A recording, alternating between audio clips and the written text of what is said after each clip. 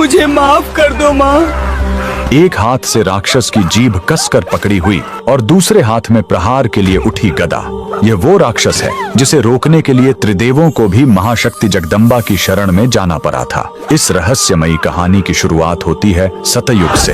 एक खूंखार राक्षस था मदनासुर। उसने घोर तपस्या करके सृष्टि के रचयिता ब्रह्मदेव से वाक सिद्ध का वरदान पा लिया। इसका सीधा सा मतलब था कि उस राक्षस के मुंह से निकली हुई हर बात सच हो जाए। इस वरदान का फायदा उठाकर उसने पूरी दुनिया में तबाही मचानी शुरू कर दी। जब पूरी सृष्टि पर प्रलय का खतरा मंडराने लगा, तब जगत के पालनहार भगवान विष्णु ने उसे रोकने का फैसला किया। लेकिन वो सीधा युद्ध नहीं कर सकते थे, क्योंकि राक्षस कुछ भी बोलकर नुकसान पहुंचा सकता था। इसीलिए भगवान विष्णु ने सौराष्ट्र के हरिद्रा सरोवर यानी हल्दी के पीले तालाब के किनारे घोर तपस्या की।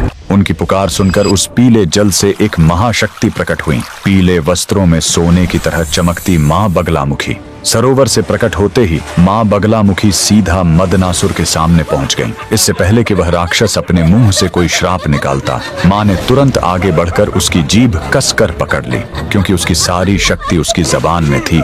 जीभ पकड़ते ही उसकी शक्ति खत्म हो गई और वो कुछ भी नहीं बोल पाया।